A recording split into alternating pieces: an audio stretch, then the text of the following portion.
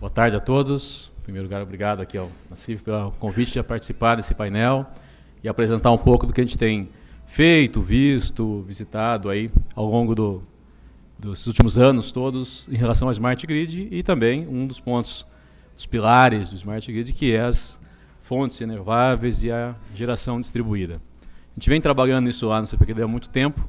Esse assunto surgiu no Brasil em 2007, 2008. Então a gente tem acompanhado os projetos grandes que tiveram e agora os desdobramentos que estão tendo em termos de aplicação em mais larga escala, né? Então, para quem, começando aqui, o CPQD hoje, para quem não conhece, só apresentar rapidamente, é uma fundação onde a gente desenvolve projetos de pesquisa, serviços, fazemos testes e temos alguns produtos, né? Nosso foco está em inovação com base em tecnologias de informação e comunicação, com o objetivo de contribuir para o aumento da competitividade e da inclusão digital do país. Nesse sentido, nós trabalhamos com grandes temas lá dentro, e um deles é o Smart Grid, que a gente desenvolveu produtos, projetos, implantações, uma série de coisas. Eu vou detalhar um pouco mais aqui, vou dar um foco mais na parte de geração distribuída, os fotovoltaicos, que a gente viu nesses projetos, mas falar um pouco também de outros temas que estão em torno disso, que a gente também trabalhou. Bom, e tudo isso, na verdade, a gente, nesses projetos, internamente lá, nós nos organizamos aqui em algumas grandes plataformas, né? Sendo que uma delas são as redes externas inteligentes, armazenamento de energia. Então, muito que eu vou falar, internamente a gente discute isso e desenvolve uma série de projetos nessa área. Bom, vamos lá. Tá meio difícil de eu enxergar daqui. Eu acho melhor, se puder me dar um microfone, vai ficar mais fácil. Vou continuar começando aqui, depois eu pego o microfone. Bom, como eu disse, né, nós começamos lá, bem lá atrás, fazer os projetos e desenvolver um conjunto grande. Acho que eu até prefiro falar de pé, acho. Até prefiro. Quebrar aqui um pouco o protocolo, aqui eu fico mais... Eu vi mais fácil falar assim, estou mais acostumado a falar assim, fico mais fácil. Vamos lá. Bom, então, fica mais dinâmico aqui. Nesse período todo, como eu disse, desde lá 2007 até agora, nós estamos desenvolvendo uma série de projetos onde a gente avaliou vários dos itens aqui do Smart Grid. Então, nós conseguimos construir grandes projetos, como foram desenvolvidos, estão terminando agora, e estão entrando numa segunda fase, né? Com a CEMIG. Opa, estraguei a surpresa aqui. Eu sempre me atrapalho. Esqueci de dizer que eu sempre me atrapalho com essas coisas aqui. Eu sempre erro esse negócio, então não é a primeira vez. Outra vez que eu tive aqui eu errei também. Esses botõezinhos aqui acabam me atrapalhando. Mas projetos grandes que desenvolveram o Smart Grid no Brasil hoje, tem outros também, né, que estão andando aí. Eu deixei aqui só os que a gente participou mais ativamente. Com a Light, CEMIG, Parintins, Energisa, Eletropolo, a Brad, a CELP, CPFE, agora começando alguns projetos novos, uma série de projetos. E nesses projetos todos, desenvolveu uma série de tecnologias, avaliações, testes, provas de conceito em escala maior, em telecomunicações, automação, geração distribuída, armazenamento, parte de mobilidade elétrica agora, os projetos mais novos estão indo para este caminho. Medição eletrônica, que no começo, quando a gente começou esse trabalho, os projetos falavam muito do Smart Grid, mas Smart Metering, né? Mas que a regulação mudou um pouco isso, então deixou isso um pouco mais a longo prazo, eu falo um pouco mais na frente.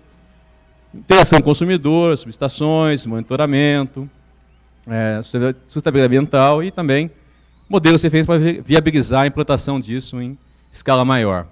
Então, nesses projetos, na verdade, quando começaram, né, um pouco de história aqui, o cenário elétrico, o setor elétrico era bem diferente. Nós estávamos, naquele momento, né, com a perspectiva grande de investimento, de regulação que permitisse. Falava-se na época de 2012, 2011, começar pela medição eletrônica, teria 40 milhões de medidores que iam instalar. Falava-se menos até da geração distribuída como hoje, porque o cenário naquela época não era de falta de energia. E eu tenho visto, a gente tem participado desse projeto, essa mudança toda nesses últimos anos, né? Onde o cenário mudou bastante, né? Quer dizer, vamos lá. Quer dizer, desses últimos 2 anos, os projetos diminuíram, alongaram a sua execução, a dificuldade toda de investimento pelas empresas, né? O que a gente viu, o cenário, então, mudou bastante. O cenário inicial, que era de investimento, implantação, falava-se em larga escala, o cenário hoje, né, que a gente está trabalhando nesses projetos, nos projetos que estão em execução, e os novos traz um cenário de bastante restrição, né? Investimento dificultado, o aumento, né, aumento do consumo da energia, vimos agora esse ano, né, a dificuldade que teve, ar-condicionado, calorão, né? Então mudou um pouco o que se fazia antigamente em relação ao Smart Grid, a crise hídrica energética, é claro, aumento do preço, falamos de manhã disso, constante de ampliar a geração para suprir esse outro aumento aqui de consumo, e, claro, sempre a busca por eficiência. Nesse sentido, né, eu trouxe aqui um pouco da experiência que a gente teve nesses últimos anos, né, falar um pouco desses 6 temas aqui, dando um foco maior no tema aqui que está conectado com o que a gente está falando hoje, amanhã toda, que é as fontes alternativas, mas também no que está no entorno disso, da geração, né, das fontes alternativas, que também pode ajudar a suprir essa crise, demanda, energia, modular a carga e tudo o que acontecer. Então, o que eu vou mostrar a partir de agora, começando aqui pelas fontes, né, fontes alternativas, é um pouco dessa experiência, visão, e que, na verdade, os colegas que falaram antes aqui de manhã já colocaram bastante coisa no cenário de como a gente está vendo isso, né, que bate um pouco com o que nós estamos vendo nesse momento nos projetos que estão em execução ou que já foram terminados. Então, falando um pouco de fontes alternativas de armazenamento, né, os projetos Smart Grid, na verdade, eles focaram muito na rede de distribuição, menos na rede de transmissão e menos na geração. Então, o que a gente trabalhou muito, está então, falando muito nesses projetos, eu vou falar bastante aqui das questões de geração, né, seja solar ou eólica, né, e como isso pode ajudar numa rede inteligente a suprir a demanda, a trabalhar com cargas. Então, esse é o foco muito do que a gente viu nesses projetos, focando na área de distribuição, que é que eu trouxe hoje. Na verdade, a gente viu, né, e sabe disso, o custo ainda é alto, né?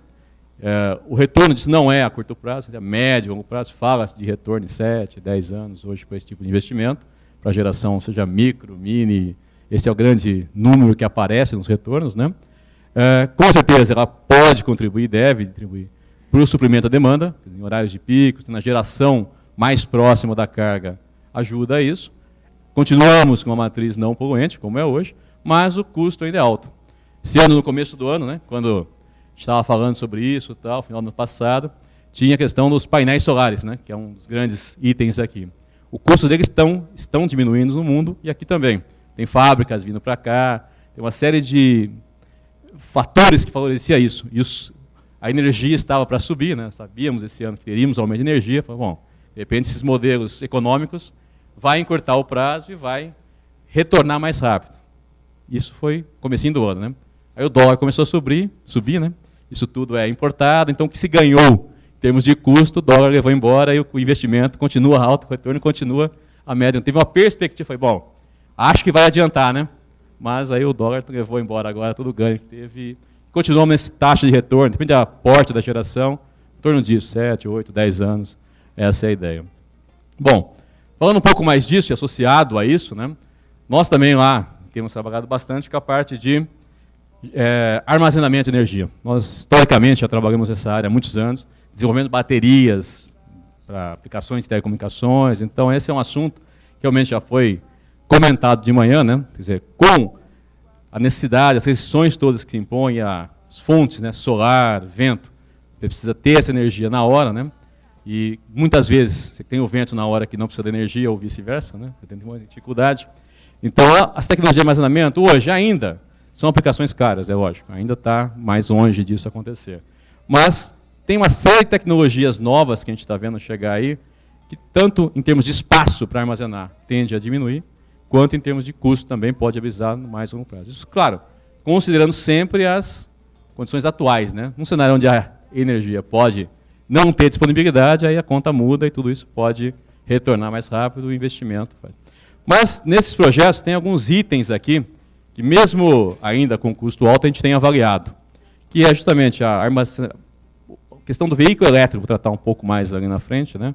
Mas a armazenagem de energia para suprir o abastecimento do veículo, suponha que for carregar o veículo numa hora onde está faltando energia, ou um custo mais alto de energia, né? Então, o armazenamento para abastecimento, a gente tem avaliado isso, testado isso. Também, residencial, para pequenas quantidades, iluminação, como a gente falou aqui agora de manhã, que é à noite onde não tem sol, né? Então a bateria pode ajudar aí, né? E médio e grande porte, que é onde assim, você tem a parte de custos ainda bastante elevados, tamanho também, né? Para você armazenar isso em grandes quantidades, o tamanho dessas baterias ainda são grandes, e isso leva também a dificultar um pouco a implantação disso em um ou outro cenário. Continuando aqui, falando um pouco mais da geração distribuída, né? Com base nisso que a gente viu, né, e pegando muito também o que já falamos aqui de manhã, né, o que a gente vê?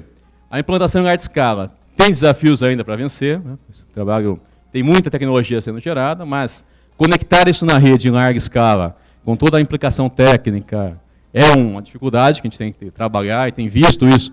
Os projetos de médio, grande porte está fazendo. O pessoal tem se preocupado com isso. Os impactos na operação da rede, na manutenção da rede de distribuição, e na segurança aqui dos operadores, como a gente comentou aqui. Não pode uma geração dessa, se tiver alguém operando a rede, apesar de ter operação em linha viva, mas muitas vezes a manutenção, a linha está desligada, precisa estar desligada. Se entrar essa carga, como o professor aqui disse de manhã, né, pode ter um risco de acidente até sério aqui para quem estiver operando isso. Bom, uma outra coisa que a gente tem alguns projetos que está vendo isso, chamada operação em modo ligado. Em alguns lugares com maior concentração, você poder desconectar algumas cargas e operar naquele momento com a energia, ou baterias, ou solar, ou eólica no caso. Então, isso também é um outro ponto que a gente tem avaliado. Isso impacta na qualidade do fornecimento, essas fontes não são tão constantes e também gera alguns harmônicos, algumas dificuldades na rede. E você tem impactos, isso, tanto positivos quanto negativos, nas perdas técnicas, não técnicas, você pode também, com esse tipo de geração. Gostei bastante da ideia dos sistemas isolados aqui do professor, bastante interessante usar isso. E, lógico, tem muito espaço ainda para trabalhar em cima de armazenamento de energia e, principalmente, desenvolvimento de tecnologia, né? Tem pouca tecnologia, o professor até comentou de manhã, né? Questão de certificação, a indústria tem se mexido aqui, eu tenho visto, tem bastante começando a fazer, mas ainda não tem realmente a quantidade, talvez, de empresas, de competitividade aqui para isso crescer em larga escala. Mas, o que eu tenho visto aí, vendo esses projetos, tem várias indústrias nessa área aqui se estabelecendo ou entrando nisso, já faziam isso para no breaks, entrando nessa área aqui. Tanto baterias também. Bom, concluindo essa parte aqui, deixa eu ver o tempo não estourar aqui. Bom, dos resultados, em termos de resultados práticos, né, o que a gente fez aqui nesses períodos, esses projetos, está fazendo em alguns casos, envolve avaliação de resultados. Né. As tecnologias muitas vezes são importadas, tem dificuldades de mão de obra para fazer isso, pessoas capacitadas, muitas vezes você tem a necessidade, quando a gente foi para portos maiores, sempre é uma dificuldade de convencer, mostrar e ter gente, mesmo nos fornecedores capacitados. Muita coisa aqui está vindo de fora. E recursos, né? Quer dizer, fazer isso em escala maior envolve recursos, envolve investimento, e muitas vezes não tem um incentivo para isso, tem uma regulação forte também aqui no setor que muitas vezes dificulta isso crescer com mais rapidez que a gente gostaria muitas vezes. Né? E lógico, também desses projetos, eu vou falar um pouquinho aqui na frente, né? Tem um impacto e uma conexão forte dessa parte de geração distribuída com a parte de automação da redistribuição, ação de veículo elétrico, a própria medição eletrônica, a participação do consumidor e as redes inteligentes. Eu vou tratar um pouquinho, rapidamente, de cada um desses itens aqui, para montar um cenário em termos do Smart Grid e como que isso, considerando as fontes renováveis, a fonte da distribuição, a geração distribuída aqui, pode trabalhar. Bom, dentro desse cenário, né, para a automação, essa é uma área, né, que hoje em dia as concessionárias têm trabalhado bastante. O retorno disso para muitas delas é bem mais rápido em centros urbanos, grandes centros. Você consegue, a partir de uma parte de instalação de equipamentos, né, chaves, ligadores, sensores de falta, sistemas de gerenciamento avançado, em conexão com a geração distribuída, permitir essa inserção de forma mais rápida, ligar quando for necessário, criar outros cenários de operação da rede de distribuição, que as empresas de distribuição podem trabalhar de forma diferente com isso. Além disso, né, isso traz, associado a isso, uma série de informações em tempo real para a concessionária, que permite, né, aumentar a sua eficiência, menor tempo para o... Ops. Agora eu caprichei, passei lá para o primeiro. Caprichei bastante agora. Essa eu não tinha feito ainda. Então, vamos lá. Eu não sei o que eu apertei aqui. Já apertei alguma coisa. Tenho a mínima ideia do que eu apertei aqui. Cuidado aquele história do japonês de Nagasaki lá. Então. Ixi. Um dia eu vou fazer a apresentação sem esse negócio, porque sempre me atrapalho com isso. Mas hoje eu já caprichei hoje. Apertei o que Vamos lá. Estava falando da automação, né? É melhor voltar para lá, eu acho, né? Opa. Acho que a bateria não está funcionando. Pode ser um problema de bateria aqui, ó. É a posição. Aqui daqui funciona. Daqui não funciona, daqui funciona. É. Bom, como eu estava dizendo, né? Essa parte da automação, ela melhora a confiabilidade, melhora os indicadores e, trabalhando em conexão com a geração distribuída, muitas vezes pode melhorar também a forma de operar a rede. Vamos lá.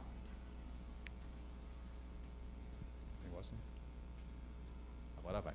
Bom, veículo elétrico, né?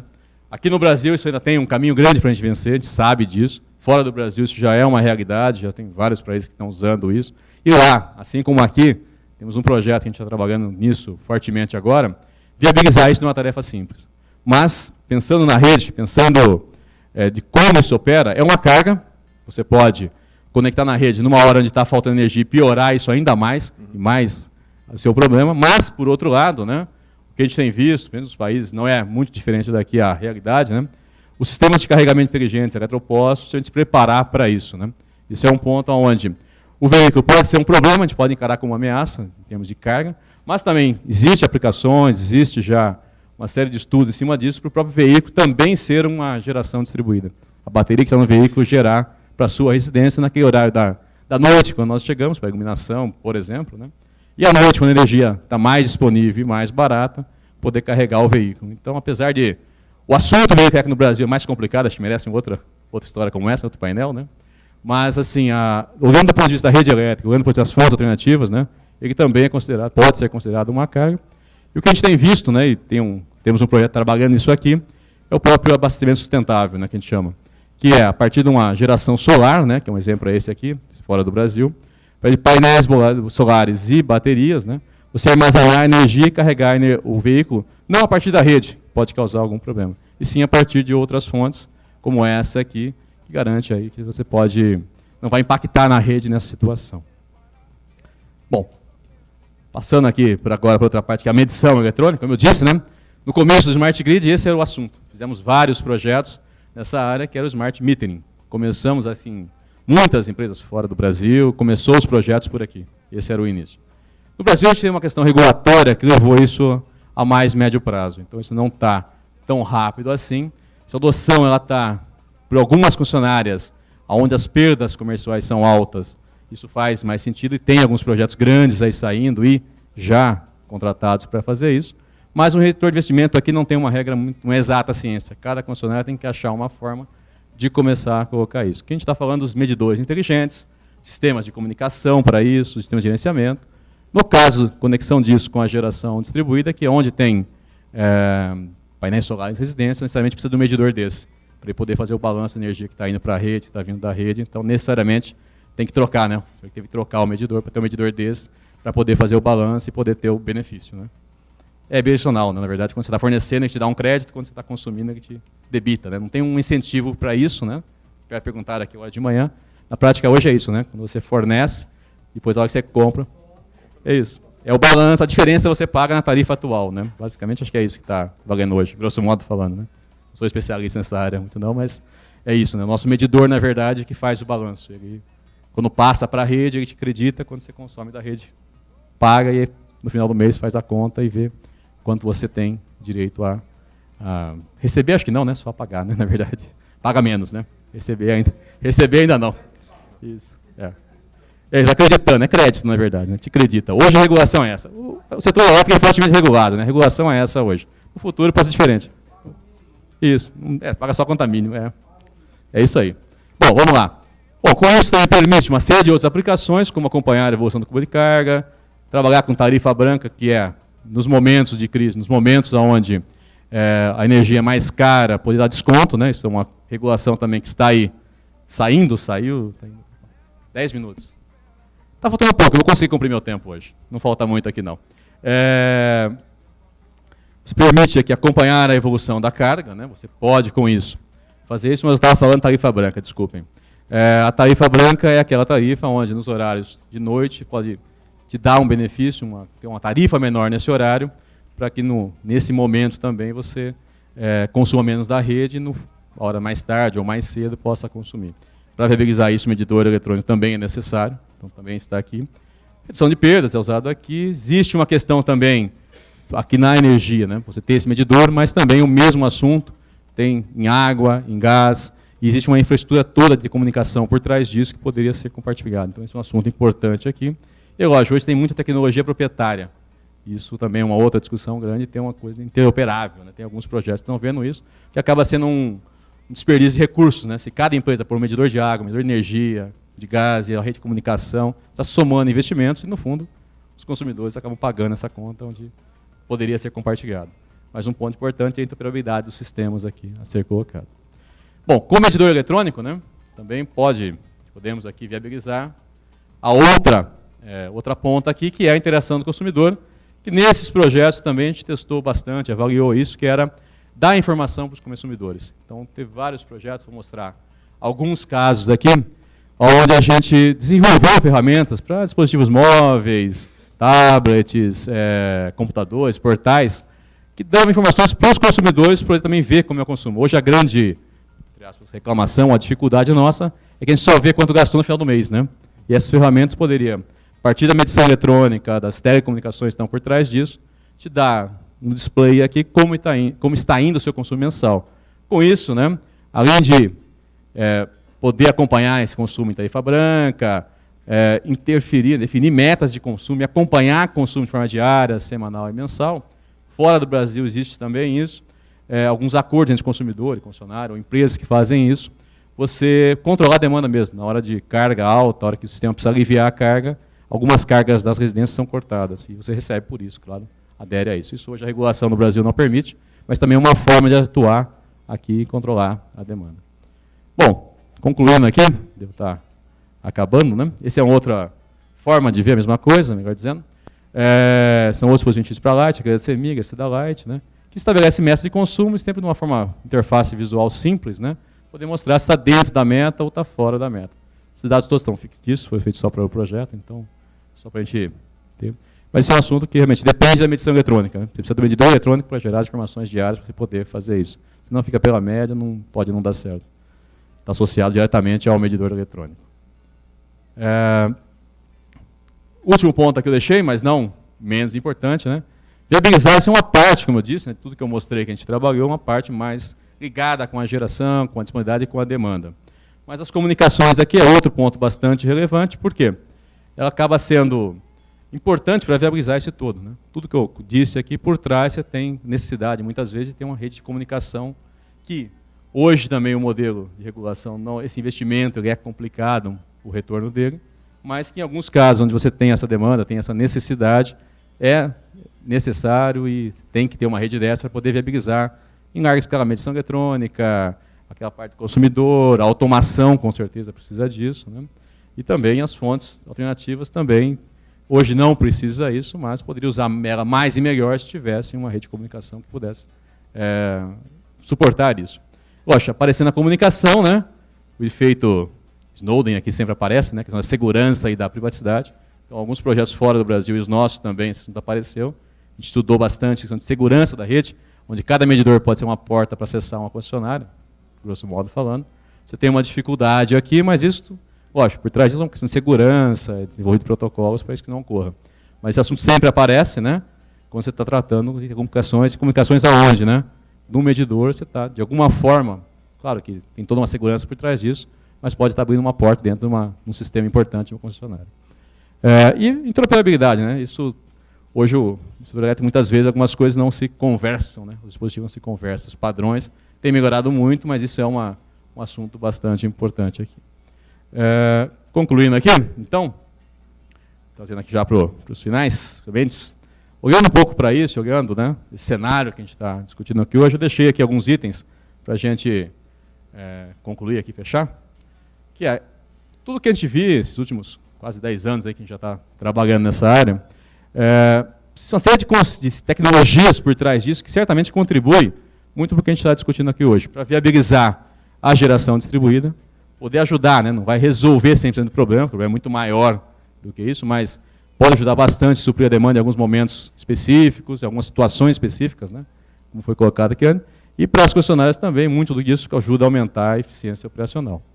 Claro, como eu disse antes, Esse é um setor bastante regulado, onde a regulação é muito forte e as concessionárias acabam trabalhando e investindo dentro do que vai permitir o modelo que foi criado ficar remunerar acionistas, no fundo é isso, né? E com isso, quer dizer, cada uma dessas situações, cada um desses que eu falei, acaba passando por uma análise de custo-benefício para cada concessionário. Então é difícil hoje, da forma que a gente trabalha. Algumas situações, muito que eu falei, já é assim, viável fazer para algumas concessionárias, algumas localidades, e outras está muito longe. Então não tem uma receita de bolo aqui que está certo ou errado. O que existe, né? Naqueles projetos todos que eu mostrei ali, cada projeto daquele, desde que a gente escreveu até quando terminou, tinha uma necessidade diferente. Porque, apesar de estar aqui no mesmo país, tem norte, nordeste, sudeste, a gente trabalhou várias frentes, várias culturas diferentes, onde cada um tem uma necessidade diferente, tem uma aplicação diferente, e isso viabiliza mais rápido ou mais demorado, vai depender da série. Hoje, né, da forma que é hoje montado o setor, uma forma, assim, é difícil você criar uma receita que serva para todos os casos. Sempre vai ter adaptação, e sempre vai necessitar uma mudança de regulação, e ter negócio de retorno, né? As empresas todas têm acionistas de retorno. Então, a gente tem visto isso, basicamente era isso que eu trouxe hoje. Deixar aqui meu e-mail, se alguém quiser mais alguma informação, eu deixo aqui meu e-mail. Obrigado.